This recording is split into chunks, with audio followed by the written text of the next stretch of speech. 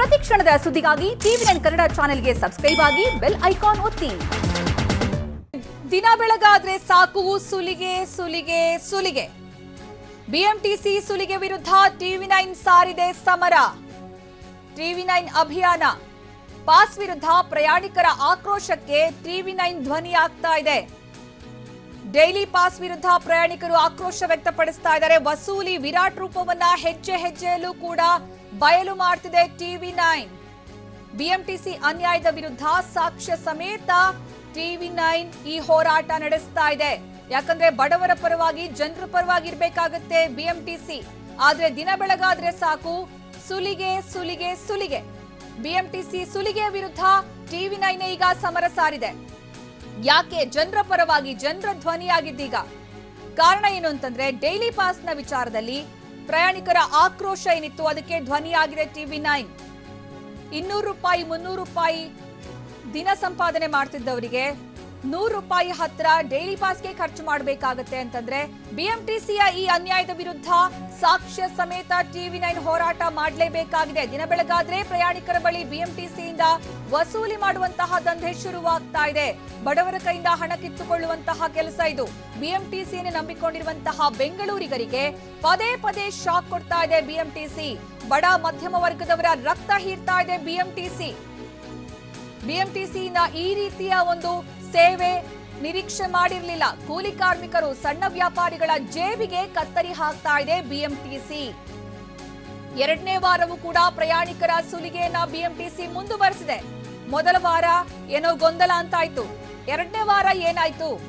ಬಡವರ ಮಧ್ಯಮ ವರ್ಗದವರ ಹೊಟ್ಟೆ ಮೇಲೆ ಹೊಡಿತಾ ಇದೆ ಬಿಎಂಟಿಸಿ. ಬಡವರು ನಿತ್ಯ ದುಡಿಯೋ ಅಲ್ಪ ಸ್ವಲ್ಪ ಹಣವೆಲ್ಲ ಬಿಎಂಟಿಸಿ ಪಾಲಾಗ್ತಾ ಇದೆ. 150 ರೂಪಾಯಿ 200 ರೂಪಾಯಿ ದಿನಗೂಲಿ ಇರುತ್ತೆ. 70 ರೂಪಾಯಿ ಡೈಲಿ ಪಾಸ್ಗೆ ಕೊಡಬೇಕು. 5 ರೂಪಾಯಿ ಸ್ಟಾಪ್ಗೂ 70 ರೂಪಾಯಿ ಕೊಡಬೇಕು. ದಿನ ಬೆಳಗಾದ್ರೆ ಪ್ರಯಾಣಿಕರ ಬಳಿ ಈ ರೀತಿಯ ಸುಲಿಗೆ. ಇದು ಸರಿನಾ? ಹಾಗಾದ್ರೆ ಬಿಎಂಟಿಸಿ ಮಾಡ್ತಾ ಇರೋದು. ಬಡ ವರ್ಗದವರು ಮಧ್ಯಮ ವರ್ಗದವರು ಬದುಕೋದಾದ್ರೂ ಹೇಗೆ? ದಿನಕ್ಕೆ 70 ರೂಪಾಯಿ ಕೊಟ್ಟು ವಾರಕ್ಕೆ 300 ರೂಪಾಯಿ ಕೊಟ್ಟು ಹೇಗೆ ಜನ ಬದುಕೋದು?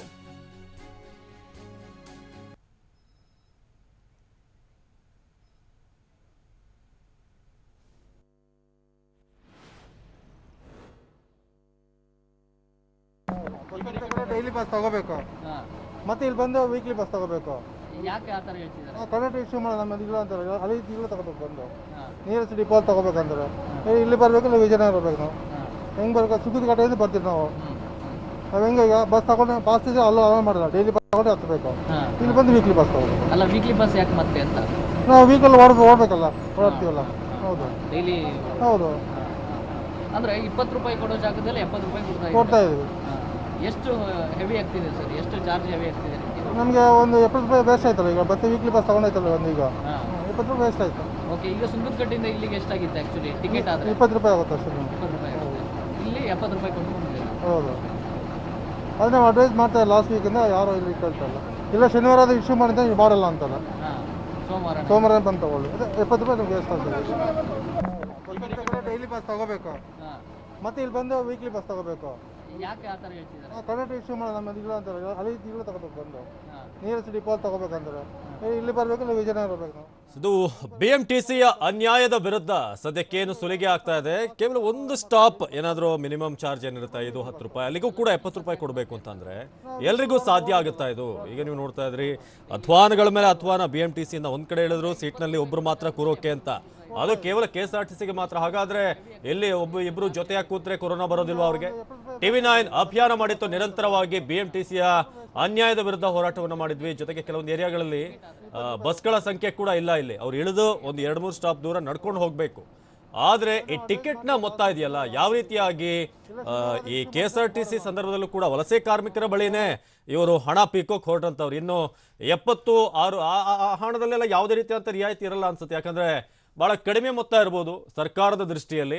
ಆದರೆ ನಾವು ಒಬ್ಬ ಪ್ರಯಾಣಿಕರ ದೃಷ್ಟಿಯಲ್ಲಿ ನೋಡಿದಾಗ 70 ರೂಪಾಯಿ ಅನ್ನೋದು ಕೂಡ ಬಹಳ ಪ್ರಮುಖವಾದಂಥ ಒಂದು ಪಾತ್ರವನ್ನು ವಹಿಸುತ್ತೆ ಆತನ ದಿನದ ಸಂಬಳದಲ್ಲಿ.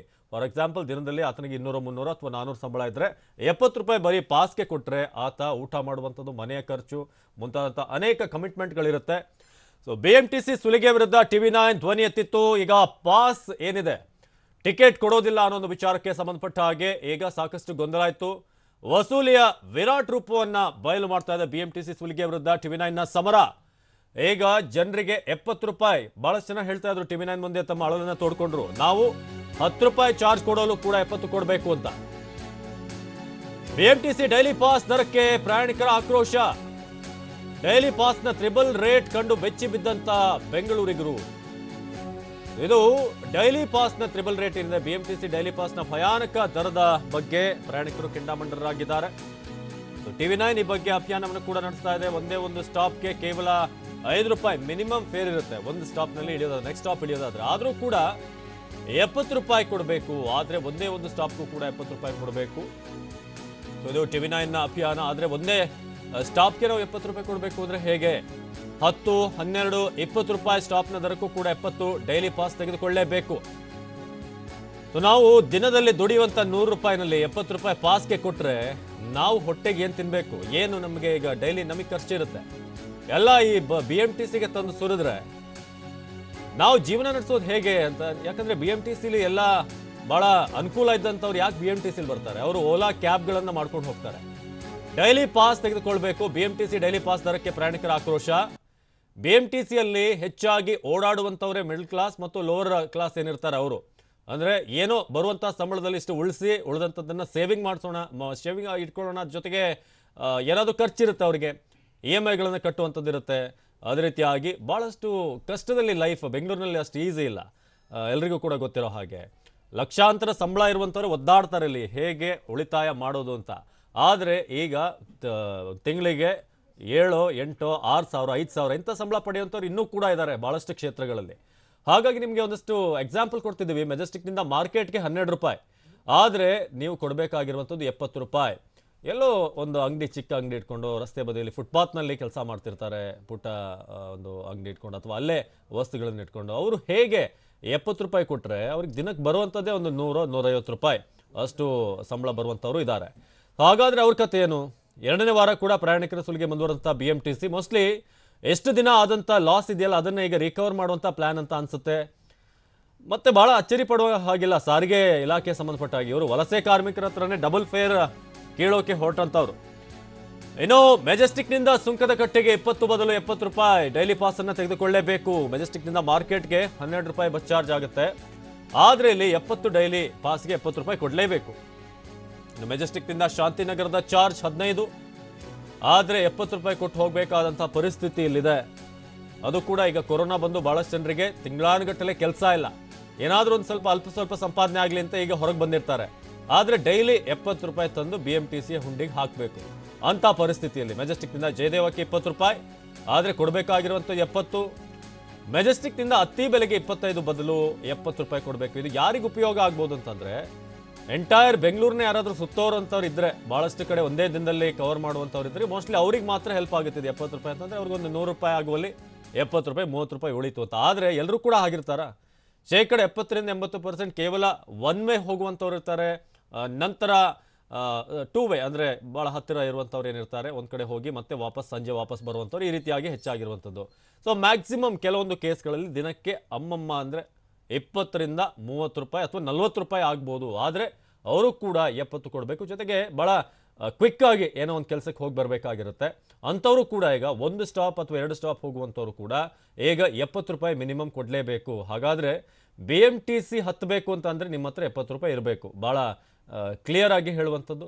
ಸೊ ಈ ಟೈಮ್ನಲ್ಲಿ ಈ ರೀತಿಯಾದಂಥ ಸುಲಿಗೆ ಅವಶ್ಯಕತೆ ಇದೆಯಾ ಅನ್ನೋದು ಪ್ರಶ್ನೆ. BMTC ಈ ರೀತಿಯಾಗಿ ಈಗ ಬಸ್ ಕೊಟ್ಟಿರುವಂಥದ್ದು, ಬಸ್ ಬಿಟ್ಟಿರುವಂಥದ್ದು ಏನೋ ಸ್ವಾಗತಾರ್ಹ. ಆದರೆ ಎಲ್ಲರ ಬಳಿ ಕೂಡ 20 ರೂಪಾಯಿ ಖರ್ಚು ಮಾಡೋನಿಗೂ ಕೂಡ 70 ರೂಪಾಯಿ ಕೊಡಲೇಬೇಕು ಅನ್ನೋದು ಈಗ ಪ್ರಯಾಣಿಕರ ಆಕ್ರೋಶಕ್ಕೆ ಕಾರಣವಾಗಿದೆ. TV9 ಈ ಬಗ್ಗೆ ನಿರಂತರ ಅಭಿಯಾನವನ್ನು ನಡೆಸ್ತಾ ಇರೋದು. ಆದಷ್ಟು ಬೇಗ BMTC ಈ ಬಗ್ಗೆ ಒಂದು ನಿರ್ಧಾರವನ್ನು ಬದಲಾವಣೆ ಮಾಡಲೇಬೇಕು. ಇಲ್ಲದೆ ಹೋದರೆ ಜನ ನಿಮ್ಮ BMTC ಬಸ್ ಹತ್ತೋಕೆ ಯೋಚನೆ ಮಾಡಬೇಕಾಗುತ್ತೆ ಅಂತ ಪರಿಸ್ಥಿತಿ ಇದೆ. ಒಂದು ಕಡೆ ಸಾಮಾಜಿಕ ಅಂತರ ಅಂತೂ ಮರ್ತಿರೋ ಹಾಗೆ ಕಾಣ್ತಾ ಇದೆ. ಆದರೆ ಈಗ ಈ ಹಣದ ವಿಚಾರಕ್ಕೆ ಬಂದಾಗ 70 ರೂಪಾಯಿನ ಡೈಲಿ ಪಾಸ್ನ ಕಾನ್ಸೆಪ್ಟ್ ಸಾಮಾನ್ಯ ಪ್ರಯಾಣಿಕರಿಗೆ, ಅದು ಕೂಡ ಬಡ ಮತ್ತು ಮಧ್ಯಮ ವರ್ಗದವರ ರಕ್ತ ಹೀರುವಂಥ ಒಂದು ಪಾಲಿಸಿ ಆಗಿದೆ. ಅದು 70 ಮೋಸ್ಟ್ಲಿ ಏನು ಭಾಳ ಅನುಕೂಲಸ್ಥರಿಗೆ 70 ರೂಪಾಯಿ ಅಲ್ವೇನ್ರಿ, ಏನು ಅದು ಭಾಳ ದೊಡ್ಡ ಅಮೌಂಟ್ ಅಂತ ಅನಿಸ್ಬೋದು. ಆದರೆ ಆ 70 ರೂಪಾಯಿದ ಬೆಲೆ ಅವ್ರವ್ರಿಗೆ ಗೊತ್ತಿರುತ್ತೆ. ಅವರಿಗೆ ದಿನಕ್ಕೆ ಬರುವಂಥ ಸಂಪಾದನೆ, ಅವ್ರು ಮಾಡುವಂಥ ಉಳಿತಾಯ, ಇದೆಲ್ಲವನ್ನ ನೋಡಿದಂಥ ಸಂದರ್ಭದಲ್ಲಿ 70 ರೂಪಾಯಿ ಕೂಡ ತನ್ನದೇ ಆದಂಥ ಒಂದಷ್ಟು ಮೌಲ್ಯ ಇರುತ್ತೆ. 70 ರೂಪಾಯಿ ಅವರಿಗೆ 40 ರೂಪಾಯಿ ಉಳಿದ್ರೆ 1 ಲೀಟ್ರ್ ಮನೆಗೆ ಹಾಲು ಅಥವಾ ತರಕಾರಿ 1 kg ತೆಗೆದುಕೊಂಡು ಹೋಗೋದು, ಇದು ಸಕ್ಕರೆನೋ ಏನೋ ಒಂದು ಬರುತ್ತೆ ಅವ್ರ ಮನೆಗೆ ಉಳಿತಾಯ ಆದಾಗ, ಆ ಕುಟುಂಬಕ್ಕೆ ಅದರ ಬೆಲೆ ಇದ್ದೇ ಇರುತ್ತೆ. ಇನ್ನು ಕೂಲಿ ಕಾರ್ಮಿಕರು, ಸಣ್ಣ ವ್ಯಾಪಾರಿಗಳ ಕಣ್ಣೀರು BMTCಗೆ ಕಾಣ್ತಾ ಇಲ್ವಾ? ನಿಮ್ಮ ಬಳಿ 70 ರೂಪಾಯಿ ಕೊಟ್ಟು ಬರೋದಾದ್ರೆ ಅವ್ರು ಯಾಕೆ BMTC ಹತ್ತಾರೆ? ಬಡ ಮಧ್ಯಮ ವರ್ಗದವರ ಕಷ್ಟ ನೋಡಿಯೂ ಕೂಡ ನಿರ್ದಯ ಆದಂತ BMTC. ಸಾರಿಗೆ ಸಚಿವರೇ, ಮೊದಲ ದಿನ ಮೊದಲಷ್ಟು ಹೆಚ್ಚಿನ ಜನ ಬರ್ತಾರೆ ಅಂತ ಹೇಳುವಂತ ಸಚಿವರು ಈಗ ಇದನ್ನ ಗಮನಿಸಲೇಬೇಕು. ಬಡ ಮತ್ತು ಮಧ್ಯಮ ವರ್ಗದವರ ಕಣ್ಣೀರು ನಿಮಗೆ ಕಾಣ್ತಾ ಇಲ್ವಾ? ವಲಸೆ ಕಾರ್ಮಿಕರ ಬಳಿಯೇ ಡಬಲ್ ಫೇರ್ ಕಿತ್ತುಕೊಳ್ಳೋಕೆ ಹೊರಟಂತ ಒಂದು ವ್ಯವಸ್ಥೆ ಇದು.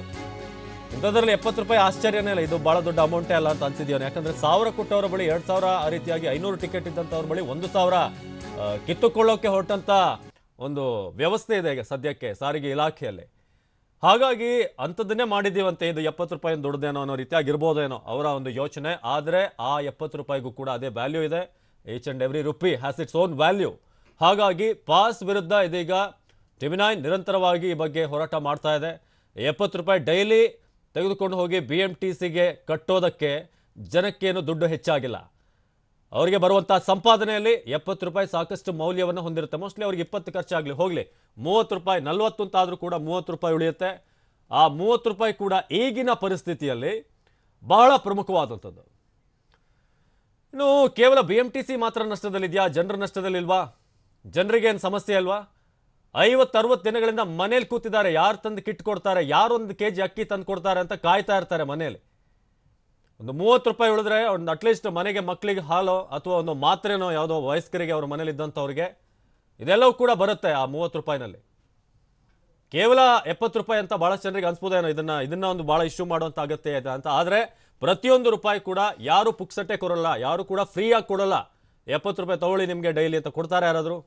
ಒಂದಿನ ಕೊಡ್ಬೋದು ಅಥವಾ 2 ದಿನ ಕೊಡ್ಬೋದು. ಆದರೆ ಆ ಒಂದು ಹಣದ ವ್ಯಾಲ್ಯೂ ಅವ್ರಿಗೆ ಗೊತ್ತು, ಆ ದುಡಿಯುವಂಥವ್ರಿಗೆ ಗೊತ್ತು. BMTC ಈಗಲಾದರೂ ಇದರ ಬಗ್ಗೆ ಏನಾದರೂ ಒಂದು ವ್ಯವಸ್ಥೆ ಮಾಡಬೇಕು. ಕೇಳೋದಕ್ಕೂ ಕೂಡ ಒಂದು ಅರ್ಥ ಇರುತ್ತೆ. 20 ರೂಪಾಯಿದಲ್ಲಿ 30 ಕೇಳಿದ್ರೆ ಅರ್ಥ ಇದೆ, ಆದರೆ 20ಕ್ಕೆ 70 ಅಂತಂದ್ರೆ ಏನು ಅರ್ಥ ಇದೆ ಇದರಲ್ಲಿ?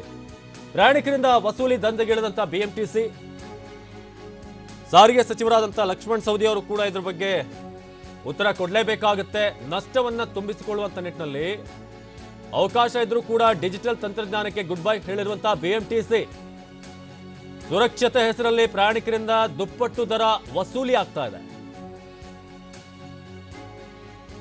ಸ್ಮಾರ್ಟ್ ಕಾರ್ಡ್ ತಂತ್ರಜ್ಞಾನ ಇದ್ರೂ ಕೂಡ ದುಬಾರಿ ಹಣ ಪೀಕೋದಕ್ಕೆ ಈಗ ಮುಂದಾಗಿರೋದು. ಹಾಗಾದ್ರೆ ಸ್ಮಾರ್ಟ್ ಕಾರ್ಡ್ ಇದ್ರೂ ಕೂಡ ಯಾಕೆ ಈ ರೀತಿಯಾದಂತಹ ಒಂದು ವ್ಯವಸ್ಥೆ ಇದೆ ಅಂತ ಅರ್ಥ ಆಗ್ತಿಲ್ಲ. ಮೆಟ್ರೋದಲ್ಲಿ ವರ್ಕ್ ಆಗುವಂತಹ ಸ್ಮಾರ್ಟ್ ಕಾರ್ಡ್ BMTCಗೆ ಯಾಕೆ ಆಗಲ್ಲ? ಸುರಕ್ಷತೆಯ ನೆಪ ಒಡಿ 70 ರೂಪಾಯಿ ಡೈಲಿ ಪಾಸ್ ಅನ್ನ ವಿತರಿಸ್ತಾ ಇರೋದು ಯಾಕೆ? ಮೋಸ್ಟ್ಲಿ ಅದಕ್ಕೆ ಒಂದಷ್ಟು ಸಮಜಾಯಿಷಿಗಳು ರೆಡಿ ಇರುತ್ತೆ. ನಾವೇನಾದ್ರೂ ನಾರ್ಮಲ್ ರೇಟ್ ಮಾಡಿಬಿಟ್ರೆ ಎಲ್ಲರೂ ಬಂದು BMTC ನುಗ್ಗಿಬಿಡ್ತಾರೆ, ಜನ ಅಲ್ಲಿ ಕಂಟ್ರೋಲ್ ಮಾಡೋಕ್ಕಾಗಲ್ಲ, ಆ ಥರದ್ದೊಂದಿರ್ಬೋದು. ಇನ್ನೊಂದಷ್ಟು ಜನರಿಗೆ 70 ಮಾಡಿದ್ರೆ ಆಲ್ಮೋಸ್ಟ್ ಅವ್ರು ಎಲ್ಲ ಕಡೆ ಬೇಕಾದ್ರೆ ಸುತ್ತಾಡ್ಬೋದು, ಏನು ತೊಂದರೆ ಇಲ್ಲ. ಇಂಥ ಅನೇಕ ಸಮಜಾಯಿಷಿಗಳಿರ್ಬೋದೇನೋ. ಪ್ರಸನ್ನ ಇದೀಗ ಮೆಜೆಸ್ಟಿಕ್ನಿಂದ ನೇರ ಸಂಪರ್ಕದಲ್ಲಿ ಜಾಯ್ನ್ ಆಗಿದ್ದಾರೆ. ಪ್ರಸನ್ನ, ಇದೀಗ ನಾವು ನೋಡ್ತಾ ಇದೀವಿ ಡೈಲಿ ರೇಟ್ಗಳು. ನಾವು ಕಳೆದ ವಾರನೇ ಪ್ರಶ್ನೆ ಮಾಡಿದ್ವಿ, ಮೋಸ್ಟ್ಲಿ 1 ವಾರಕ್ಕೇನೋ ಇರ್ಬೋದು ಇದು ಅಂತ, ನಾವು ಕೂಡ ಟ್ರಯಲ್ ಇರ್ಬೋದೇನೋ ಅಂತ ಅನಿಸಿತ್ತು. ಆದರೆ ಇದು 2ನೇ ವಾರಕ್ಕೂ ಕೂಡ ಕಂಟಿನ್ಯೂ ಆಗ್ತಾ ಇದೆ. ಹಾಗಾದರೆ ನಷ್ಟದಲ್ಲಿರುವಂಥದ್ದು BMTC ಮಾತ್ರನಾ? ಸಾಮಾನ್ಯ ಜನರು ನಷ್ಟದಲ್ಲಿಲ್ವಾ? ಹಾಗಾದರೆ BMTC ಬರುವಂಥವ್ರು ಅಷ್ಟು ಅನುಕೂಲ ಇರುವಂಥವ್ರು ಅನ್ನೋದು ಬೇಸಿಕ್ ಪ್ರಶ್ನೆ.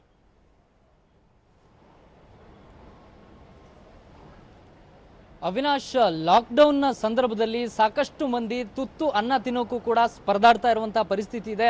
ಕೆಲಸ ಇಲ್ಲ, ಉದ್ಯೋಗ ಕಳ್ಕೊಂಡಿದ್ದಾರೆ, ಹಲವಾರು ಮಂದಿ ಆಸ್ಪತ್ರೆ ಸೇರಿದ್ದಾರೆ. ತಮ್ಮ ಜೀವವನ್ನೇ ಪಣಕ್ಕಿಟ್ಟಿರುವಂತಹ ಜನತೆ ಎಲ್ಲೋ ಒಂದು ಕಡೆ ಅಗತ್ಯತೆಗೋಸ್ಕರ BMTCಯನ್ನು ನಂಬ್ಕೊಂಡಿದ್ದಾರೆ. BMTCಯನ್ನು ನಂಬ್ಕೊಂಡು ಇರುವಂಥವ್ರು ಎಲ್ಲರೂ ಕೂಡ ಮಧ್ಯಮ ವರ್ಗದ ಜನ, ಕೂಲಿ ಕಾರ್ಮಿಕರು, ಬಡವರು, ಸಣ್ಣ ಸಣ್ಣ ವ್ಯಾಪಾರಸ್ಥರು, ಇವರೆಲ್ಲರೂ ಕೂಡ BMTC ಕಳೆದ ವಾರ ಬಸ್ ಸಂಚಾರವನ್ನು ಪ್ರಾರಂಭ ಮಾಡಿದ ತಕ್ಷಣ ಒಂದಷ್ಟು ಸಂತೋಷವನ್ನು ಪಟ್ಟಿದ್ರು.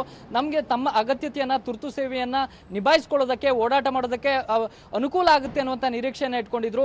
ಆದರೆ BMTC ಮಾಡಿರುವಂಥ ಈ ಒಂದು ಬಸ್ ಪಾಸ್ ಅನ್ನ ಪಡೆದೇ ಪ್ರಯಾಣಿಸಬೇಕು ಅನ್ನುವಂಥ ಏನು ಷರತ್ತಿದೆ, ಇದು ಇದೀಗ ಬಡವರ ಹೊಟ್ಟೆ ಮೇಲೆ ಹೊಡೆಯುವಂತೆ ಮಾಡ್ತಾ ಇದೆ. ಜನರ ಜೇಬಿಗೂ ಕೂಡ ಕತ್ತರಿಯನ್ನ ಹಾಕ್ತಾ ಇದೆ. ಪ್ರತಿದಿನ 10 ರೂಪಾಯಿ ಕೊಟ್ಟು ಹೋಗೋ ಜಾಗದಲ್ಲಿ 70 ರೂಪಾಯಿ ಕೊಟ್ಟು ಹೋಗಿ ಪ್ರಯಾಣಿಸಬೇಕಂತ ಅನಿವಾರ್ಯತೆ ಸೃಷ್ಟಿಯಾಗಿದೆ. ಇದು ಜನರನ್ನ ಸಾಕಷ್ಟು ತೊಂದರೆಗೀಡು ಮಾಡ್ತಾ ಇರುವಂಥದ್ದು. ಹೀಗಾಗಿ ಜನರು ಕೂಡ ತಮ್ಮ ಅಳಲನ್ನ ಮತ್ತು ಆಕ್ರೋಶವನ್ನು ವ್ಯಕ್ತಪಡಿಸ್ತಾ ಇದ್ದಾರೆ. ಜನರ ದೃಷ್ಟಿಯಲ್ಲಿ BMTC ಮಾಡಿರುವಂತಹ ಈ ಕೆಲಸ ಎಷ್ಟು ಸರಿ ಅನ್ನೋದನ್ನ ಪ್ರಶ್ನೆ ಮಾಡೋಣ. ಸರ್, ಈಗ BMTC ಒಂದು ರೂಲ್ಸ್ ಅನ್ನ ತಂದಿದೆ, ಕಡ್ಡಾಯವಾಗಿ ದೈನಂದಿನ ಪಾಸ್ ಪಡೆದೇ ಪ್ರಯಾಣಿಸಬೇಕು ಅನ್ನುವಂಥದ್ದು. ಸಾಮಾನ್ಯ ಜನರಿಗೆ ಯಾವ ರೀತಿ ಹೊರೆ ಆಗ್ತಾ ಇದೆ? ಮೊದಲಿಗೆ ಈ ಸರ್ಕಾರಕ್ಕೆ BJP ಸರ್ಕಾರ ಜನಸಾಮಾನ್ಯರ ಮೇಲೆ ಯಾವುದೇ ಥರ ಕಾಳಜಿ ಇಲ್ಲ. ಏಕೆಂದರೆ ಹಿಂದೆ ಒಂದು ಮಾತಿತ್ತು, 100 ರೂಪಾಯಿ ಸಂಪಾದನೆ ಮಾಡಿ ಎಣ್ಣೆ ಅಂಗಡಿಗೆ ಅವನು 70-80 ರೂಪಾಯಿ ಹಾಕ್ಬಿಡ್ತಾನೆ ಅಂದ್ಬಿಟ್ಟು ಹೆಣ್ಮಕ್ಳು ಗೋಳಾಡ್ತಿದ್ರು. ಇವತ್ತು ಈ BMTCಗೆ ನಾವು ದುಡ್ದಂಥ ದುಡ್ಡನ್ನೆಲ್ಲ ಇಲ್ಗೆ ಹಾಕಬೇಕಾಗುತ್ತೆ. ಈ ಸಾರಿಗೆ ಸಚಿವನೂ ಆಗಲಿ, ಈ ಮುಖ್ಯಮಂತ್ರಿಗಳಿಗಾಗಲಿ ಜನಸಾಮಾನ್ಯರ ಮೇಲೆ ಯಾವುದೇ ಥರ ಕಾಳಜಿ ಇಲ್ಲ. ಇವರು ಒಂಥರ ರಕ್ತ ಇರುವಂಥ ನರಭಕ್ಷಕ ಸರ್ಕಾರ ಅಂತ ನಾನು ಹೇಳಕ್ಕೆ ಇಷ್ಟಪಡ್ತೀನಿ. ಸರ್, ಈಗ ಇಲ್ಲಿಂದ ಸುಂಕದ ಕಟ್ಟೆಗೆ ಮುಂಚೆ ಆದ್ರೆ ಬರೀ 20 ರೂಪಾಯಿ ಕೊಟ್ಟು ಹೋಗ್ಬೇಕಾಗಿತ್ತು, ಅಥವಾ ನಿಮ್ಮ ಮನೆಗೆ ಹೋಗಬೇಕು ಅಂದ್ರೆ 20-25 ರೂಪಾಯಿ ಮುಗ್ದೋಗ್ತಿತ್ತು. ಆದರೆ ಅನಿವಾರ್ಯವಾಗಿ ಈ ರೀತಿ ದುಡ್ಡು ತೆರೋದಿದೆಯಲ್ಲ, ಯಾವ ರೀತಿ ಹೊಡೆತ ಕೊಡ್ತಾ ಇದೆ? ಅಂದರೆ ಈ ಮೊದಲೇ ಈ ಸರ್ಕಾರಕ್ಕೆ ದುಡ್ಡಿಲ್ಲ. ಜನಸಾಮಾನ್ಯರನ್ನ ಯಾವುದೇ ರೀತಿಲಾದರೂ ಸರಿ ದುಡ್ಡು ಕಿತ್ಕೋಬೇಕು, ಅವ್ರ ಹತ್ರ ಇರುವಂತೆಲ್ಲ ದುಡ್ಡು ಕಿತ್ಕೋಬೇಕು, ಇವರು ಅದನ್ನು ಮಜಾ ಮಾಡಬೇಕು ಅನ್ನೋ ಉದ್ದೇಶದಿಂದ ಇವರು ದುರುದ್ದೇಶ ಇಟ್ಕೊಂಡು ಯಾವುದೇ ರೀತಿಯಲ್ಲಿ ಇವರಿಗೆ ಮನುಷ್ಯತ್ವ ಇಲ್ಲ. ಒಟ್ಟಿನಲ್ಲಿ ರಕ್ತ ಇರುವಂಥ ನರಭಕ್ಷಕರು ಇವರು ಈ ಸರ್ಕಾರ. ಈಗ ಇನ್ನೊಬ್ಬ ಪ್ರಯಾಣಿಕರು ನಮ್ಮ ಜೊತೆಗಿದ್ದಾರೆ. ಸರ್, ನೀವು ಎಲ್ಲಿಂದ ಎಲ್ಲಿಗೆ ಬಂದ್ರಿ ಮತ್ತೆ ಡೈಲಿ ಪಾಸ್ ಪಡ್ಕೊಂಡಿದ್ದೀರಾ? ಡೈಲಿ ಪಾಸ್ನಿಂದಾಗಿ ಯಾವ ರೀತಿ ಸಮಸ್ಯೆ ಆಗ್ತಾ ಇದೆ? ಸರ್, ದಿನದ ಪಾಸು ಅಂತಂದರೆ ಭಾಳ ಸಮಸ್ಯೆ ಆಗುತ್ತೆ. ಏನಕ್ಕೆ ಅಂತಂದರೆ ಪಾಪ ಒಬ್ಬ ದಿನ ಕೂಲಿ ಮಾಡೋಂಥ ಮನುಷ್ಯ ಇರ್ತಾನೆ. ಆ ಕೂಲಿ ಮಾಡೋ ಮನುಷ್ಯ 70 ರೂಪಾಯಿ ಕೊಟ್ಟು ಅವನು ಪಾಸ್ ತಗೊಂಡು ಅಥವಾ ಒಂದು ಹಾಸ್ಪಿಟ್ಲಿಗೆ ಹೋಗ್ಬೇಕಾಗಿರಲಿ, ಒಬ್ಬ ಬಡವ ಯಾರನ್ನ ವಿಚಾರಿಸ್ಬೇಕಾಗಿರಲಿ, ಅಥವಾ ಏನೋ ಯಾರನ್ನ ಹೋಗ್ಬೇಕಾಗಿರಲಿ ಬರಬೇಕಾಗಿರಲಿ, ದಿನ ಡೈಲಿ ಪಾಸ್ ಅವನು ಕಾಸು ಅಮೌಂಟ್ ಕೊಟ್ಟು ಅವ್ನು ಹೋಗ್ಬೇಕಾದ್ರೆ ಎಷ್ಟು ಕಷ್ಟ ಇರ್ತದೆ ಹೇಳಿ. ಕೂಲಿ ಕೊಡೋದು ಎಷ್ಟು? 350 ರೂಪಾಯಿ ಕೂಲಿ ಕೊಡ್ತಾನೆ ದಿನ. ಕಾರ್ಮಿಕನಿಗೆ ಕೊಡೋದು ಎಷ್ಟು ಕೂಲಿ? ದಿನ ಅವನಿಗೆ 70 ರೂಪಾಯಿ ನಾವು ಕೊಟ್ಟಾಗ ಅಲ್ಲಿಗಿನ್ನು ಉಳಿಯೋದೆಷ್ಟು? ಅವನು ಊಟ ಏನು ಮಾಡ್ತಾನೆ? ಅವನು ಜೀವನ ಮಾಡೋದು ಹೆಂಗೆ? ಈ ಥರ ಪರಿಸ್ಥಿತಿ ಆಗುತ್ತೆ. ಅದ್ರ ಬದಲು ಮಾಮೂಲಿ ಏನಿತ್ತು ಆ ಥರ ಬಿಡಬೇಕು. ಆಮೇಲೆ ಡೈಲಿ ಪಾಸ್ ತಗೊಂತಾರೆ, ಓಕೆ ಸಂತೋಷ. ಬಸ್ಸು ಇಷ್ಟೇ ಜನ ಕೂತ್ಕೊಬೇಕು ಅಂತ ಅಂತರನ್ನು ಮಾಡಿದ್ದಾರೆ. ಪಾಪ ಅವನು ಅರ್ಜೆಂಟ್ ಕೆಲಸಕ್ಕೆ ಹೋಗ್ಬೇಕಾಗುತ್ತೆ, ಬಸ್ಸಿಂದೇ ಇರಲ್ಲ. ಅವ್ನ ಟೈಮಿಂಗ್ಸ್ ಏನೋ, ಅಲ್ಲಿ ಕೆಲಸಕ್ಕೆ ಹೋಗೋದು ಯಾವ ಥರ ಹೋಗ್ತಾನೆ ಅವನು? ಈಗ ಇವರೊಂದು 30 ಜನ ಕುಂಡಿಸ್ಬಿಡ್ತಾರೆ. ಪಾಪ ಅವ್ನಿಗೆ ಟೈಮ್ ಆಯಿತು ಅಂತ ಇರ್ತಾನೆ. ಡ್ರೈವರ್ ಹೋಗಪ್ಪ ಫಾಸ್ಟಾಗಿ ಅಂತಾರೆ. ಅವ್ನು ಫಾಸ್ಟಾಗೇನೋ ಹೋಗ್ತಾನೆ. ಪಾಪ ಅವ್ನ ಹಿಂದೆ ಅವ್ನಿಗೆ ಡ್ಯೂಟಿಗೆ ಅವನಿಗೆ ಸಮಯ ಎಲ್ಲಿ ಸಿಗುತ್ತೆ? ಅರ್ಥ ಮಾಡ್ಕೊಂಡ್ರ? ಸಮಯನೂ ಸಿಗಲ್ಲ. ಆಮೇಲೆ ಇತ್ತು ದುಡ್ಡು ವೇಸ್ಟು. ದಿನ ಡೈಲಿ ಪಾಸು ಯಾವಾಗ ಕೂಲಿ ಮಾಡೋದು ತಗೊಂಬೋದು, ಅಥವಾ ಅವ್ನು ಏನೋ ಒಂದು ಪರಿಸ್ಥಿತಿ ಒತ್ತಡಕ್ಕೆ ಓದೇ ಹೋಗ್ತಾನೆ. ಆ ಥರ ಸಮಸ್ಯೆ ಇದ್ದಾಗ ಡೈಲಿ ಪಾಸ್ನ ದಯವಿಟ್ಟು ನಿಲ್ಲಿಸ್ಬೇಕು. ತುಂಬ ಸಮಸ್ಯೆ ಆಗ್ತದೆ. ಡೈಲಿ ಪಾಸ್ನಿಂದ ಅಮಾಯಕರಿಗಲ್ಲ, ದಿನಕೂಲಿ ದಿನ ಮಾಮೂಲಿ ಕಾರ್ಮಿಕರು ಕೆಲಸ ಮಾಡ್ತಾರಲ್ಲ ಅವ್ರಿಗಂತೂ ಸಿಕ್ಕಾಪಟ್ಟೆ ಸಮಸ್ಯೆ ಇರ್ತದೆ. ಪಾಪ ಅವ್ರಿಗೆ ಈಗ ಅಕ್ಕಿ ಕೊಟ್ಟಿರ್ಬೋದು, ಅಥವಾ ಏನೋ ಒಂದೊಂದು ಮನೆಯಲ್ಲಿ ರೇಷನ್ ಇರ್ತದೆ ಬಿಡಿ, ಆದರೆ ಅವನು ಡೈಲಿ ಹೋಗಲೇಬೇಕು ಕೆಲಸಕ್ಕೆ. ಈಗ ಅವ್ರು ಹೇಳ್ಬಿಟ್ಟಿರ್ತಾನೆ ನೀವು ಬರಬೇಕಪ್ಪ ಅಂತ. ಒಂದು ಗಾರೆ ಕೆಲಸ ಆಗಿರ್ಬೋದು, ಅಥವಾ ಇನ್ನೊಂದು ಫ್ಯಾಕ್ಟ್ರಿದಾಗಿರ್ಬೋದು. ಹಂಗಾದಾಗ ಬಸ್ಸಿನ ಸಮಸ್ಯೆ ಏನಿದೆ ಅಂತಂದರೆ, ಈಗ ಅವನೊಂದು 30 ಜನನೋ ಅಥವಾ ಒಂದು 25 ಜನ ಪಾಪ ಅವ್ರು ಕಂಡಕ್ಟ್ರ್ ಮಾಡೋ ಕೆಲಸ ಮಾಡಲೇಬೇಕು ಅವರು. ಈಗ ಸ್ಟ್ಯಾಂಡಿಂಗ್ ಅವರು ಪಾಪ ನಾನೇ ಬಸ್ ಬರ್ಬೇಕಾದ್ರೆ ಬೇಜಾನ್ ಜನ ತಡಾಗ್ತಾಯಿದ್ರು. ಯಾಕೆ ಗೊತ್ತಾ? ಅವರು ಕೆಲಸದ ಸಮಯ, ಆ ಸಮಯ ಮೀರೋಗ್ತದೆ. ಈಗ ಅವ್ರು ನಿಲ್ಸೋಕ್ಕೆ ಪರಿಸ್ಥಿತಿ ಆಗಲ್ಲ. ಪಾಪ ಅವ್ರು ಏನು ಮಾಡ್ತಾರೆ? ನಿಲ್ಸಿರ ಅವ್ರಿಗೆ ಕಂಪ್ಲೇಂಟು, ಏನ್ರಿ ನಿಂತ್ಕೊಂಡ್ಬಂದ್ರೆ ಯಾಕೆ ಬಂದ್ರ ಅಂತ. ಅವ್ನು ನಿಂತ್ಕೊಂಡಪ್ಪ ಅಂದ್ಕೊಂಡು ಡ್ಯೂಟಿಗೆ ಹೋಗ್ಬೇಕು ಅಂತ ಬರ್ತಾನೆ. ಆಮೇಲೆ ಇದು ಕಾಯಿಲೆದು ಸಮಸ್ಯೆ. ಹಂಗಾಗಿ ಬಸ್ಸಿನ ಸೌಕರ್ಯನೂ ಸಾಲ್ತಾ ಇಲ್ಲ. ಆಮೇಲೆ ಇದು ಪಾಸಿಂದು ಸಮಸ್ಯೆ. ಇಷ್ಟೇ ಅದೇ ಸರ್, ಇಷ್ಟು ಹೇಳೋಕೆ ಇಷ್ಟಪಡ್ತೀನಿ. ಸರ್, ನೀವೇನು ಹೇಳ್ತೀರಿ ಸರ್? ಒಂದು ಸಣ್ಣ ಮಧ್ಯಮ ವರ್ಗ, ಒಂದು ಸಣ್ಣ ಕೂಲಿ ಮಾಡಿರ್ತಾನೆ, ಒಂದು ಯಾವುದೋ ಆಸ್ಪತ್ರೆ ಖರ್ಚಿಗೆ ಅಂತ ಇಟ್ಕೊಂಡಿರ್ತಾನೆ. ಒಂದು 100 ರೂಪಾಯಿ ಉಳಿತು ಅಂದರೆ ಯಾವುದೋ BP ಮಾತ್ರನೋ ಶುಗರ್ ಮಾತ್ರನೋ ತೊಗೋಬೋದು ಅನ್ನುವಂಥ ನಿರೀಕ್ಷೆ ಇರುತ್ತೆ. ಆ 70 ರೂಪಾಯಿನ ತಂದು ಟಿಕೆಟ್ ತೊಗೊಂಡು ಒಂದು 10 ಕಿಲೋಮೀಟರ್ ಹೋಗೋದಕ್ಕೆ, ಒಂದು 5 ಕಿಲೋಮೀಟರ್ ಹೋಗೋದಕ್ಕೆ ಅದಷ್ಟನ್ನು ಕೊಡಬೇಕು ಅಂದರೆ ಎಷ್ಟು ಹೊಟ್ಟೆ ಉರಿಯುತ್ತೆ ಅಂತ. ಇಲ್ಲ, ಈ ಗೌರ್ಮೆಂಟ್ ಏನು ಮಾಡಿದ್ರು, ಸ್ಟಾರ್ಟಿಂಗಲ್ಲಿ ಎಷ್ಟೇ ಹೊರೆ ಆದ್ರೂ ಪರವಾಗಿಲ್ಲ ನಾವೇ ಬರೆಸ್ತೀವಿ ಅಂತೇಳಿ ಬಸ್ ಬಿಟ್ಬಿಟ್ಟು ಜನಗಳ ಹತ್ರ ಲೂಟಿ ಮಾಡ್ತಾವ್ರೆ. 70 ರೂಪಾಯಿ ಏನಕ್ಕೆ ಮಾಡಬೇಕಿತ್ತು? ಈಗ ಒಂದು ಸ್ಟಾಪಿಂದ 2ನೇ ಸ್ಟಾಪ್ ಇಲ್ಲ ಫಸ್ಟ್ ಸ್ಟಾಪ್ ಇಳ್ಕೊತೀವಿ ಅಂತ ಇಟ್ಕೊಳ್ಳಿ, ಅದಕ್ಕೂ 70 ರೂಪಾಯಿ ಕೊಡಬೇಕು. ಈಗ ನಮ್ಮ ಮನೆಯಿಂದ ಕೆಲಸಕ್ಕೆ ಒಂದು 2 ಕಿಲೋಮೀಟರ್ ಇರುತ್ತೆ, ಅದಕ್ಕೆ 10 ರೂಪಾಯಿ ಬಸ್ ಚಾರ್ಜು. ಅದು ಹೋಗಕ್ಕೆ 10 ರೂಪಾಯಿ, ರಿಟರ್ನ್ ಮನೆಗೆ ಹೋಗಕ್ಕೆ 10 ರೂಪಾಯಿ, ಅಲ್ಲಿ 20 ರೂಪಾಯಿ ಆಯಿತು. 70 ರೂಪಾಯಿ ಯಾಕೆ ತಗೋತಾರೆ? ಇದು ಹೊರೆ ಆಗುತ್ತೆ ತಾನೆ. ಅದೇ 50 ರೂಪಾಯಿ ಇದ್ರೆ ಮನೆ ಖರ್ಚಿಗಾಗತ್ತಾ? ಊಟಕ್ಕಾಗತ್ತಾ? ಏನಕ್ಕೆ ಈ ಥರ ಮಾಡ್ತೀರಾ ನೀವೆಲ್ಲ? ಏನು ಗೌರ್ಮೆಂಟ್ ನಡೆಸ್ತಾ ಇದ್ದೀರಾ? ಗೌರ್ಮೆಂಟ್ಗೆ ಹೊರೆ ಮಾಡ್ಕೊಂಡ್ರು ಪರವಾಗಿಲ್ಲ, ಪಬ್ಲಿಕ್ನ ಸರ್ವಿಸ್ ಮಾಡಿದ್ವಿ ಅಂತ ಹೇಳ್ಬಿಟ್ಟು ಬಸ್ ಬಿಟ್ಬಿಟ್ಟು ಈ ಥರ ಎಲ್ಲ ಮಾಡ್ತಾರೆ. ಆಮೇಲೆ 30 ಜನದ ಮೇಲೆ ಹಾಕಲ್ಲ, 30 ಜನ ಜಾಸ್ತಿ ಆಗ್ತು ಅಂದರೆ ಕಂಡಕ್ಟರ್ ಡ್ರೈವರ್ಗೂ ಪೆನಲ್ಟಿ ಹಾಕ್ತಾರೆ, ಸಸ್ಪೆಂಡ್ ಮಾಡ್ತಾರೆ. ಇದಾ ನೀವು ಮಾಡೋ ರೂಲ್ಸು? ಇದಾ ಗೌರ್ಮೆಂಟ್ ಮಾಡೋದು? ಪಬ್ಲಿಕ್ ಏನು ಸರ್ವಿಸ್ ಮಾಡ್ತಾ ಇದ್ದೀರಾ ನೀವೆಲ್ಲ? ಎಲ್ಲ ಲೂಟಿ ಹೊಡಿತಾ ಇದ್ದೀರಾ ಅಷ್ಟೇ. ಲೂಟಿ ಹೊಡಿತಾ ಇದ್ದೀರಾ. ನಿಮ್ಮ ಕಂಡಕ್ಟರ್ ಡ್ರೈವರ್ಗೆ ಟಾರ್ಚರು, ಇದು ಪಬ್ಲಿಕ್ಗೆ ಸರ್ವಿಸ್ ಇಲ್ಲ. ಬೇಕಾಬಿಟ್ಟಿದ್ದಾರೆ ನಿಮ್ಮ ರೂಲ್ಸ್, ದಿನಕ್ಕೊಂದೊಂದು ರೂಲ್ಸ್ ಮಾಡ್ತೀರಾ. ಅವರು ಒಂದು ಸೀಟ್ ಹಾಕೊತೀರಾ, ಇನ್ನೊಬ್ಬರು ಬಂದು ಟಿ ಸಿ ಬಂದು 2 ಸೀಟ್ ಹಾಕೊತಾರೆ. ಇದು ಯಾವ ಲೆಕ್ಕ? ನಾವು ಅರ್ಜೆಂಟ್ ಕೆಲ್ಸಕ್ಕೆ ಹೋಗ್ಬೇಕಾಗತ್ತೆ, ಬಸ್ ಇರಲ್ಲ, ಒಂದೊಂದ್ಸರಿ 5 ಬಸ್ಸು ನಿಲ್ಸಲ್ಲ, ಹಂಗೆ ನೆಟ್ಗೆ ಹೋಗ್ತಾನೆ ಇರ್ತಾರೆ. ನಾವು ಹೆಂಗೆ ಹೋಗ್ಬೇಕು? ಆಫೀಸ್ ಟೈಮ್ ಫಿಕ್ಸ್ ಮಾಡಿರ್ತಾರೆ. ಲೇಟ್ ಆಯಿತು ಅಂದರೆ ಅಲ್ಲಿ ಬೇರೆ ನಮಗೆ ಟಾರ್ಚರು. ಏನು ಮಾಡ್ಬೇಕು ನಾವು? ಸರ್, ಈಗ ನೀವೇನು ಹೇಳ್ತೀರಿ ಸರ್? ಅಂದರೆ ಎಲ್ಲೋ ಒಂದು ಸಣ್ಣ ಪುಟ್ಟ ಕೆಲಸಕ್ಕೆ ಬಂದಿರ್ತೀರಿ, ನೋಡಿ ನಿಮ್ಮ ಕೈಯಲ್ಲೇ ಈಗ ಪಾಸ್ ಇದೆ, ಈ ಪಾಸಿಗೆ ನೀವು 70 ರೂಪಾಯಿ ಕೊಟ್ಟಿದ್ದೀರಿ. ಸೊ ಇನ್ನೇನೋ ಒಂದು ಖರ್ಚಿಗಾಗುತ್ತೆ ಅಂತ ನೀವು ಇಟ್ಕೊಂಡಿರ್ತೀರೋ, ತರಕಾರಿನೋ, ಹಾಲೋ, ಮಕ್ಕಳು ಫೀಸೋ, ಇನ್ನೊಂದೊಂದು ಏನೋ ದೈನಂದಿನ ಖರ್ಚಿಗಾಗುತ್ತೆ ಅಂತ ಇಟ್ಕೊಂಡಿರ್ತಾರೆ. ಯಾವ ರೀತಿ ಹೊರೆ ಆಗ್ತಾ ಇದೆ ಸರ್? ಇದು 70 ರೂಪಾಯಿ ಜಾಸ್ತಿ ಆಯಿತು ಹೊರೆ. ಮಾನ್ಯ ಮುಖ್ಯಮಂತ್ರಿಗಳು ಸೌದಿಯವರು ಒಂದು ಮೀಟಿಂಗ್ ಮಾಡಿ 50 ರೂಪಾಯಿ ಮಾಡಿ ಸ್ವಲ್ಪ ಹೊರೆ ಕಮ್ಮಿ ಆಗುತ್ತೆ. ಒಂದು 10 ರೂಪಾಯಿ ಜಾಸ್ತಿ ಆಗುತ್ತೆ, ಯೋಚನೆ ಮಾಡಲ್ಲ ಜನ. 70 ರೂಪಾಯಿ ಜಾಸ್ತಿನೇ. ಈಗ ಬಸ್ಸಲ್ಲಿ ಹೋದ್ರೆ ಅವ್ರಿಗೂ ಲಾಸ್ ಆಗುತ್ತೆ, ಸರ್ಕಾರಕ್ಕೂ. ಪೆಟ್ರೋಲು, ದಿನನಿತ್ಯ ಸಂಬಳ ಕೊಡಬೇಕಲ್ಲ ನೌಕರರಿಗೆ, ಅದು 50 ರೂಪಾಯಿ ಮಾಡಿದ್ರೆ ಲಾಭ ಬರುತ್ತೆ, ಜನ ಹತ್ತಾರೆ ಅವಾಗ. 10 ರೂಪಾಯಿ ಯೋಚನೆ ಮಾಡೋಕ್ಕೆ ಹೋಗಲ್ಲ. ಇದು ಸ್ವಲ್ಪ 30 ರೂಪಾಯಿ ಜಾಸ್ತಿ ಹೊರೆ ಆಗುತ್ತೆ ಸರ್. ಅದು ದಯವಿಟ್ಟು ಮಾನ್ಯ ಮುಖ್ಯಮಂತ್ರಿಗಳು ಸೌದಿಯವರು ಇದನ್ನು ಒಂದು ತೀರ್ಮಾನ ತಗೊಂಡ್ರೆ ಎಲ್ಲರಿಗೂ ಒಳ್ಳೇದಾಗುತ್ತೆ. ಯಾಕಂದರೆ ಜನಗಳು ಇದೇನಾಗುತ್ತೆ ಅಂದರೆ ನೀವು ಟಿವಿ9 ಎಲ್ಲ ಮಾಧ್ಯಮಗಳು ಒಳ್ಳೆ ಕೆಲಸ ಮಾಡ್ತಾ ಇದ್ದೀರಾ, ಇದೆಲ್ಲ ಸ್ವಲ್ಪ ಎತ್ತೆ ತೋರಿಸ್ತಾ ಇದ್ದಾರೆ ಸರ್ಕಾರಕ್ಕೆ. ಕೆಲವು ಸಾಮಾನ್ಯ ಜನ ಗೊತ್ತಿರೋ ಸರ್ಕಾರ ಗೊತ್ತಿಲ್ಲ. ಈಗ ಸಾಮಾನ್ಯ ಜನ ನಿಮ್ಮಂಥ ಮೀಡಿಯಾದವರು ಜನಗಳ ಬಗ್ಗೆ ಯೋಚನೆ ಮಾಡ್ತಾರೆ, ಸರ್ಕಾರದವರು ಯೋಚನೆ ಮಾಡ್ತಾ ಇಲ್ಲ ಅವರು. ಯಾಕೆಂದ್ರೆ ಬಸ್ಸಲ್ಲಿ ಓಡಾಡಲ್ಲ ಅವ್ರು, AC ರೂಮಲ್ಲಿ ಇರ್ತಾರೆ, ಕಾರಲ್ಲಿ ಹೋಗ್ತಾರೆ ಬರ್ತಾರೆ, PA ಇರ್ತಾರೆ. ಸಾಮಾನ್ಯ ಜನ ಮಾತ್ರ ಬಸ್ಸಲ್ಲಿ ಓಡಾಡೋದು. ಇದು ದಯವಿಟ್ಟು ಅವ್ರು ಯೋಚನೆ ಮಾಡಬೇಕು ಮಾನ್ಯ ಮುಖ್ಯಮಂತ್ರಿಗಳು. ಸರ್, ಈಗ ಸರ್ಕಾರಕ್ಕೆ ಏನು ಆಗ್ರಹ ಮಾಡ್ತೀರಿ ಸರ್? ಈಗ ಸದ್ಯ ಒಂದು ನಷ್ಟದಲ್ಲಿದೆ ಅನ್ನೋ ಮಾತನ್ನ ಹೇಳ್ತಾರೆ. ನಮ್ಮ ಡೀಸೆಲ್ ಖರ್ಚು ಕೂಡ ಟಿಕೆಟ್ ಕೊಟ್ಟರೆ ಬರೋದಿಲ್ಲ ಅನ್ನುವಂಥ ಸಮಜಾಯಿಷಿಯನ್ನು ಕೊಡ್ತಾರೆ. ಸರ್ಕಾರಕ್ಕೆ ಏನಂತ ಸಾಮಾನ್ಯ ಜನರ ಪರವಾಗಿ ಆಗ್ರಹ ಮಾಡ್ತೀರಿ? ಇಲ್ಲ, ಸರ್ಕಾರಕ್ಕೆ ಅವತ್ತಿಂದನೂ ಖಾಲಿ ಇದೆ ಖಜಾನೆ, ಸರ್ಕಾರ ಬಂದುತ್ತಿಂದನೂ. ಯಾಕೆಂದರೆ ಎಣ್ಣೆ ಅಂಗಡಿ ಓಪನ್ ಆಗೋಕ್ಕೆ ಮುಂಚೆ ಯಾವುದೇ ಪ್ಯಾಕೇಜೇ ಘೋಷಣೆ ಮಾಡಲಿಲ್ಲ ಮುಖ್ಯಮಂತ್ರಿಗಳು. ಎಣ್ಣೆ ಅಂಗಡಿ ರಿಲೀಸ್ ಓಪನ್ ಆದ್ಮೇಲೆ ಪ್ಯಾಕೇಜ್ ಘೋಷಣೆ ಮಾಡೋದು. ಅಂಥದ್ರಲ್ಲಿ ಮಧ್ಯಮ ವರ್ಗ, ಮಿಡ್ಲ್ ಕ್ಲಾಸ್ ಜನ ಏನು ದಿನನಿತ್ಯ ದುಡಿಯುವಂಥ ಜನ ಈ BMTCನ ನಂಬ್ಕೊಂಡಿದ್ದಾರೆ. ಆದಷ್ಟು ಇದನ್ನು ಕಡಿಮೆ ಮಾಡಬೇಕು, ಒಂದು 50-40 ರೂಪಾಯಿಗೆ ನಿಲ್ಲಿಸಬೇಕು ಈ ಪಾಸ್ನ ಅನ್ನೋದು ನಮ್ಮ ಒತ್ತಾಯ ಆಗಿದೆ. ಓಕೆ ಅವಿನಾಶ್, ಈ ರೀತಿ ಆಗ್ರಹವನ್ನು ಜನ ಮಾಡ್ತಾ ಇರುವಂಥದ್ದು, ದೈನಂದಿನ ಪಾಸ್ ಏನು ದರ 70 ರೂಪಾಯಿ ಇದೆ, ಇದು ಅತ್ಯಂತ ದುಬಾರಿ ಆಯಿತು.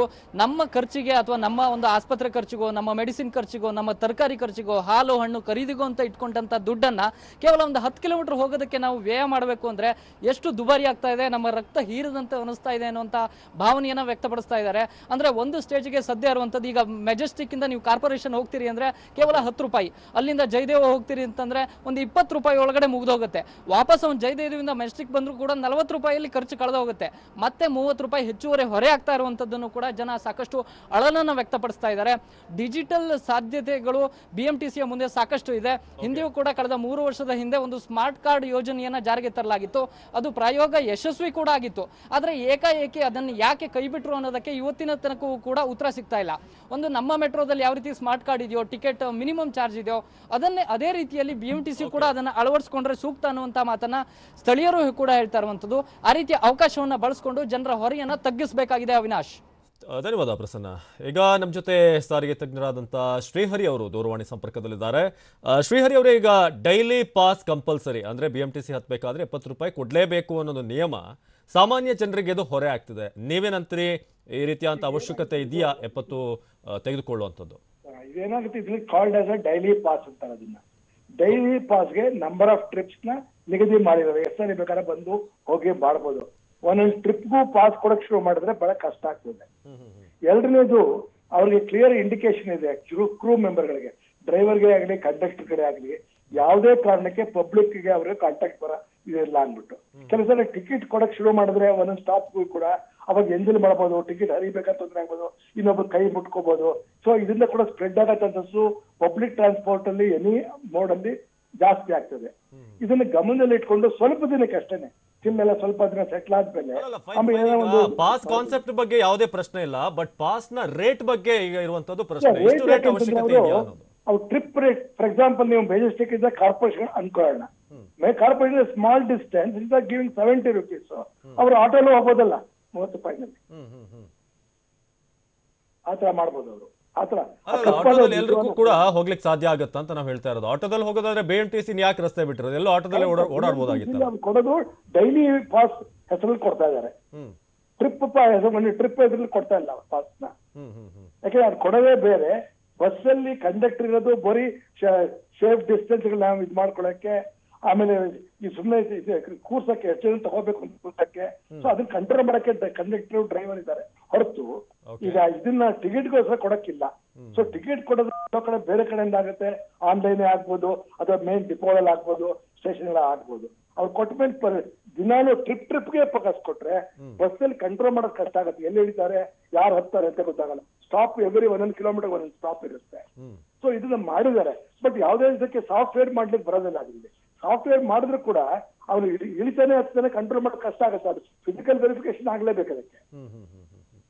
ಆಲ್ಟರ್ನೇಟಿವ್ ಏನು ಇಲ್ಲ ಹಾಗಾದ್ರೆ? ಈಗ 70 ಡೈಲಿ ಪಾಸ್ ಗಿಂತ ಬೇರೆ ಆಲ್ಟರ್ನೇಟಿವ್ ಇಲ್ವಾ, ಬೇರೆ ಆಪ್ಷನ್ ಇಲ್ವಾ ಏನು ಅಂತ? ಅದೇ ಟೆಕ್ನಿಕಲ್ ಆಲ್ ಎಕ್ಸ್ಪ್ಲೋರ್ ಮಾಡಾಗಿದೆ ಇದನ್ನ. ಇದು ಸದ್ಯಕ್ಕೆ ಇದು BMTC ಒಂದು ದಿನದ ಪಾಸ್ ಚಾರ್ಜ್ ಮಾಡ್ತಾರೆ ಹೊರತು ಅದಕ್ಕೆ ಅವ್ರು ರೆಸ್ಟ್ರಿಕ್ಷನ್ ಮಾಡಲ್ಲ. ಅವರು ಎಷ್ಟೇ ಸರಿ ಬಂದು ಹೋಗಿ ಮಾಡಿ ಅಂತ ಅದಕ್ಕೋಸ್ಕರ 70 ರೂಪಾಯಿ ಮಾಡಿದ್ದಾರೆ.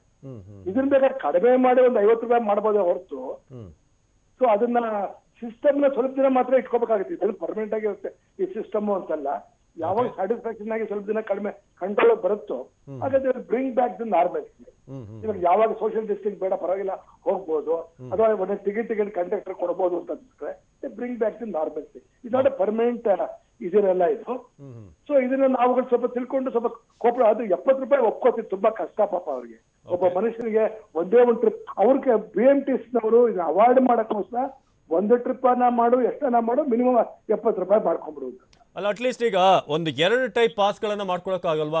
ಲಾಂಗ್ ಡಿಸ್ಟೆನ್ಸ್ ಇದ್ದವ್ರಿಗೆ 70, ಬಹಳ ಇಂಟೀರಿಯರ್ ಇರುವಂತವ್ರಿಗೆ ಸ್ವಲ್ಪ 2ನೇ ಟೈಪ್ ಏನಾದ್ರು ಒಂದು ಪಾಸ್ ಮಾಡುವಂತದ್ದು. ಅದಕ್ಕೆ ಮತ್ತೆ ನಾವು ಕಂಪ್ಯೂಟರ್ಗೆ ಹೋಗಿ ಆ ಪಾಸ್ ನ ಅವ್ರು ಮಾಡ್ಕೊಂಡು ಮಾಡ್ಬೇಕು. ಆ ಡಿಸ್ಟೆನ್ಸ್ ನ ಫಿಕ್ಸ್ ಮಾಡ್ಬೇಕು. ಈ ಡಿಸ್ಟೆನ್ಸ್ ಗೆ 50 ರೂಪೀಸ್ ಮಾಡೋಣ, ಇನ್ನೊಂದು ಡಿಸ್ಟೆನ್ಸ್ 70 ರೂಪೀಸ್ ಮಾಡೋಣ ಅಂತ.